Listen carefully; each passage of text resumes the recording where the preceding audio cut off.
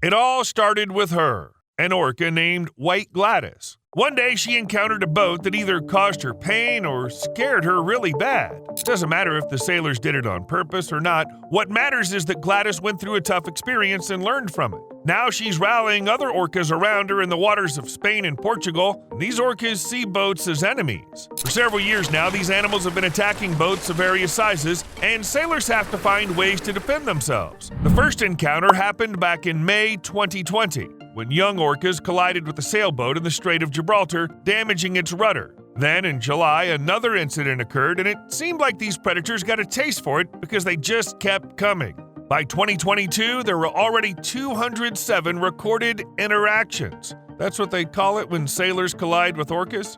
Now, from Brest in northwest France to Gibraltar, there are daily reports of attacks on sailboats, and rescue operations are so numerous that occasional bans on sailing are enforced. The same group of 14 orcas, mostly young ones, is hunting down the vessels. Some enjoy watching, while others prefer to launch attacks. It's worth mentioning that these attacks are never random. Young orcas gang up on boat rudders, biting and ramming them for up to an hour or until the rudder breaks off. And mind you, these are animals weighing up to 5.5 tons. Few boats can withstand their attacks for long. Some boats break and need to be towed to shore, while others start leaking and sink. It's estimated that in 2022, 70% of collisions resulted in boat damage. Since July 2020, there have been 744 interactions, with 505 involving some form of contact between the animals and vessels. 1 out of every 5 interactions leaves vessels unable to continue their voyage, and 3 of them end in the vessels sinking. In 2022, researchers from various local institutes and universities conducted a study revealing that orca attacks typically occur during daylight hours, mostly around noon, lasting from half an hour to 2 hours. On average, the affected vessels measure about 40 feet in length, and the usual interaction pattern involves silently approaching, moving beneath the vessel, lightly touching, and then attacking the rudder. When orcas do this, they can rapidly spin the boat 360 degrees, posing a genuine risk to those on board. Typically, interactions come to an end when the orcas damage the rudder or bring the boat to a halt. Marine biologists are confident that orcas don't try to harm humans on boats. They're actually attracted to the propeller because it moves. And orcas have figured out that nudging it could cause damage to the hull. And that's amusing to them. Seriously, they might just find it fun, like kicking a ball around the lawn and seeing what happens. There's no evidence that orcas want to harm people. Once boats start sinking, the animals just swim away, not bothering to grab and devour passengers. Even though 20% of vessels that came into contact with orcas were significantly damaged, there have been no reports of any humans being injured. More good news is that orcas don't really cause much economic harm to governments because they mostly target private boats. These boats are usually used for tourist trips or hobby fishing or just cruising to enjoy marine life and stuff like that. But still, there are calls from work groups for the Spanish government to compensate owners of sailboats that have been damaged by orcas, and it's kind of fair because orcas are a protected species, so boat owners can't just do whatever they want to protect their property. Meanwhile, sailors are having to figure out ways to deal with orcas on their own. They're teaming up in social media groups. The biggest one has over 59,000 members to swap stories about encounters with orcas and tactics for scaring them off. The situation is really tricky because harming an orca, even once trying to take a bite out of your boat's rudder, is breaking the law. So you've got to get creative and scare off the animal without hurting it. Nowadays, sailors have a few tricks up their sleeves, but no one's really sure how effective they are against orcas. One of such tricks is using sand. Some sailors simply toss sand overboard when orcas approach, which seems to scare them off for a bit. The sand clouds the water, making it hard for the orcas to see clearly, but once the sand settles, the orcas come back. Still, this inspired a Swedish couple to bring along 165 pounds of sand on their journey along the coast of Portugal, and it actually scared off an orca that was starting to mess with their rudder. Well, either that or the couple just got lucky. Another option would be to pour various liquids into the water instead of sand. Pouring gasoline or diesel fuel into the water, as well as urine, didn't do anything, according to the few sailors who tried it. One person said he poured 4 bottles of urine overboard, but the orcas couldn't care less. However, when someone spilled dirty water with bleach into the water, the animals got angry and started ramming the rudder with increased vigor. Some sailors suggest playing dead, meaning shutting down the engines and stopping, but it seems that orcas will keep attacking until the rudder breaks. Trying to speed away isn't a good option either, because these are pretty fast animals that can reach speeds of around 31 miles per hour. Plus, if orcas see the attack as a game, it might just rile them up even more. Another idea is to swim in reverse, since orcas can't easily replicate this maneuver, making it harder for them to reach the rudder. However, there's a big risk of harming the animal this way, and there's no guarantee it'll work. The opinions on this are divided.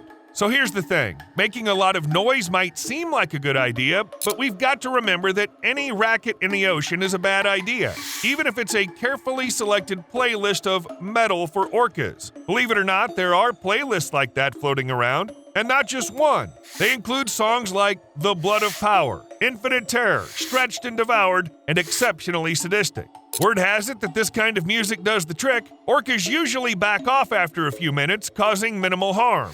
But the real question is whether the music does any harm to the orcas themselves. Also, specialists point out that we're not discussing some ordinary rabbits here. Orcas are big, smart animals that might be looking for social interaction. If they're into excitement, then more noise could actually draw them in rather than scare them off. Basically, the most effective way to avoid orca attacks is to avoid crossing paths with them altogether. However, the more interactions people have with these animals, the better scientists understand where orcas spend most of their time and which areas we should steer clear of accordingly. The tricky part is that orcas are constantly on the move, following the tuna, so there's no guarantee that a place that was perfectly safe last week remains so this week. Nonetheless, based on the gathered data, a mobile app called GT Orcas has already been developed, recommended for anyone swimming in high-risk areas. When encountering orcas, the official advice is to remain as quiet, still, and uninteresting as possible. However, as you've probably guessed, this doesn't work. On the other hand, setting off firecrackers and fireworks tends to be much more effective. There's a catch. This is the most extreme method, which is also considered illegal because it can harm orcas and their hearing. There are some unconventional methods people try to fend off orcas, like hanging chains along the sides of their boat. Others opt for a more hands-on approach, actively moving the rudder to push the creatures away. Some resort to banging on poles in the water. And then there are those who crank up the foghorns. Meanwhile, others are brainstorming new strategies, like giving their rudder a coat of paint in confusing colors. There are also these things called seal bombs, often used by fishermen to scare off sea lions, seals, and other mammals from their nets. American authorities use them too to keep orcas away from oil spills. But in this case, these bombs probably won't help much because they go off from a long distance away. Another idea could be to deter orcas by attaching small spikes about 1.2 inches long onto the rudders. Since these creatures seem particularly intrigued by rudders, this might actually work without costing much. These spikes could be easily installed using underwater adhesive and removed as needed. Orcas cause trouble for humans not only when they try to damage rudders of random vessels, they also create problems when they steal fish from industrial fishermen, particularly in areas far beyond where they typically attack rudders. Researchers analyzed data from the Crozet Islands, an archipelago in the southern part of the Indian Ocean, and found that orcas take around 180 tons of toothfish. Well, take might be putting it lightly. They actually snatch catches from fishermen. Scientists have figured out that these orcas devour around 17.7% of the toothfish caught by humans. Orcas seem to have a pretty smart strategy. Why bother hunting when you can just swim up and feast on prey that's already been caught by fishermen and isn't going anywhere? What's really intriguing is that each year more and more animals are joining in on these raids. In 2010, there were 17 of them, but by 2017, the number had jumped to 43. So it seems like this tactic is being passed down from one orca to another, with younger individuals being purposefully taught. And they remember and pass it on. It's not random either. Female orcas have proven to be more successful in reproduction, meaning that from an evolutionary standpoint, stealing someone else's catch is a pretty smart move. Moreover, they catch toothfish using long lines. Basically, it's like a big fishing line with a bunch of hooks attached either vertically or horizontally. Essentially, it's like a conveyor belt and a sushi bar for the orcas when the long lines are lifted from the depths. How can you resist that? Something similar is going on in Alaska. Orcas are raiding fishermen's hauls like some sort of pirates, and the fishermen have to fight back. They're trying to use acoustic deterrents to scare them off, but it's not really doing the trick. Normally, these devices work in other places, but orcas in the Bering Sea seem to get used to the noise and maybe even enjoy it. So what's meant to deter them ends up inviting hungry predators to the feast. Eventually, fishermen have to set up extra gear to make up for the catch lost due to orcas. This leads to higher fuel costs, and often they need to hire more people too, which also costs money. So they end up paying more while earning becomes harder because orcas need to consume about 200,000 calories a day to survive. And when they have a nutritious buffet right in front of them, of course the animals won't say no to food. They're not stupid. As if being hungry all the time wasn't enough, orcas are also super smart. They figured out how to spot fishing boats, chase them down hoping for a meal, and gobble up all the fish the fishermen catch. You can't just shake them off either. There are cases where orcas have followed fishermen for 18 hours straight, just waiting for a snack.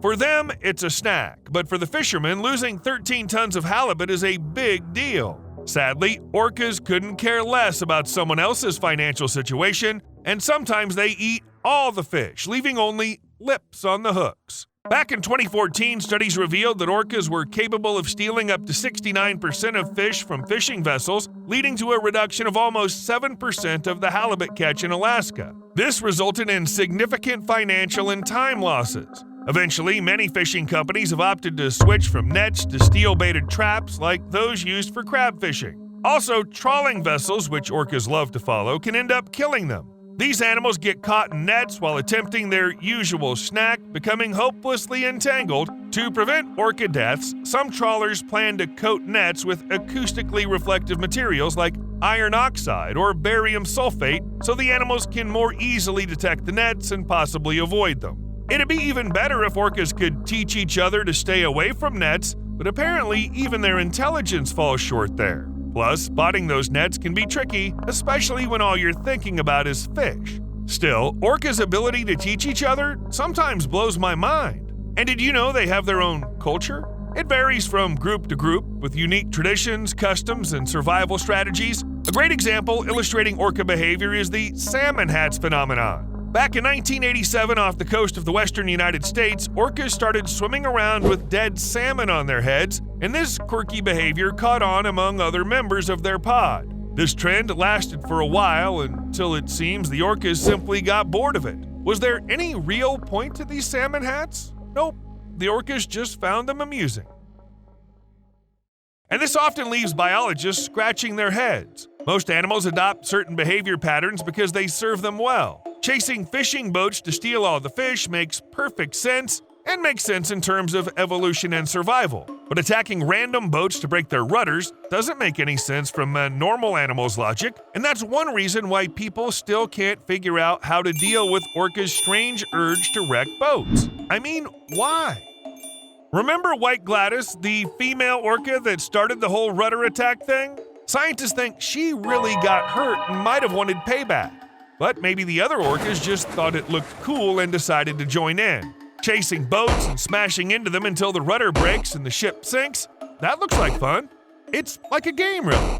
Kind of like how teenagers follow trends, except this one involves wrecking boats instead of wearing silly hats made of salmon. People have their odd fads too, you know. Remember, White Gladys isn't just any female, even though the orca community is pretty matriarchal. She's an adult female, and in orca culture, respecting the elders is a big deal, no questions asked. The youngsters mimic the adults because they figure if these important orcas are doing something, they should do the same to ensure their own survival, or perhaps to look cooler.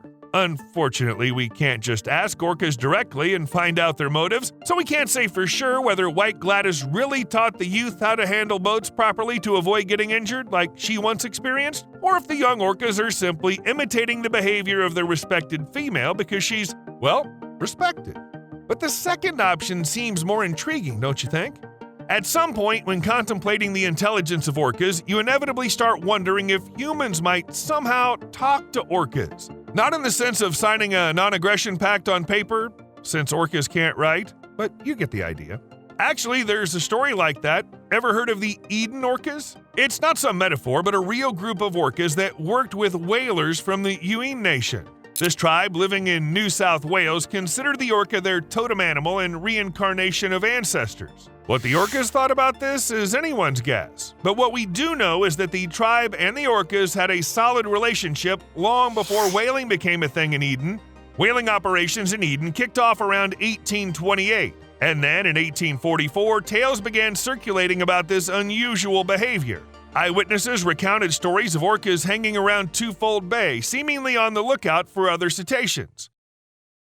Turns out, orcas struck some sort of deal with European whalers in Eden. Led by indigenous team members, the whalers shifted from seeing orcas as a nuisance to viewing them as partners. They came up with what they call the Law of the Tongue, where orcas helped whalers find and catch larger whales in exchange for their favorite parts, lips and tongue. Interestingly, another theory suggests that this law was established by the indigenous population long before Europeans arrived, but the data on that is too inconsistent. But the deal was more or less clear. Orcas herded whales into shallow waters and gave humans the signal that it was time to hunt. Then the orcas led them to the catch and waited for their reward. Once the whale was killed, the whalers let its carcass sink so the orcas could feast on its lips and tongue. When the carcass swelled a bit and floated to the surface, the whalers pulled it onto the shore. Overall, it was a win-win for everyone. But then, as often happens, people ruined everything. In 1901, one of the orcas washed up on shore. Legend has it that a drunken man stabbed it, and the townsfolk were outraged. Members of the tribe left, offended by such disrespect for their ancestors. And the animals reacted too. Most orcas didn't come back the next year, leaving only a few males behind in the end. It's hard to pinpoint exactly what made the orcas act this way. On one hand, it could be due to a decrease in prey because of the actions of whalers, and on the other hand, it could be resentment. Such a reaction from orcas to death is not uncommon. They leave the place where it happened. A sad tale, almost hinting that forming an alliance with orcas will never work out for humans, meaning fishermen and sailors will have to... Hold on a sec. There's been a lot of talk today about orcas attacking boats, sinking them, stealing catches, and sailors trying everything from throwing sand to blasting heavy music, but nothing's working. Don't think the governments of all the countries where these orca gangs are operating are just ignoring the problem. They're doing research and trying to find the best solution. It's just that they haven't found it yet. And considering it's only been 4 years since the attack started, there's no one to blame. The situation with orcas targeting rudders is totally unprecedented. Nothing like this has ever happened in human history. It takes time to figure out what to do with these orcas. One idea is to tag the ones attacking boats since there aren't that many of them. That way, people can keep track of those specific whales and warn sailors when they're getting close. So far, they've only managed to tag one orca, but hey, they're just getting started. With the help of GPS coordinates of orcas and forecasting models, experts can predict where these animals will be. Specialists in this field are confident that all recent attacks could have been prevented by simply informing people. See you later.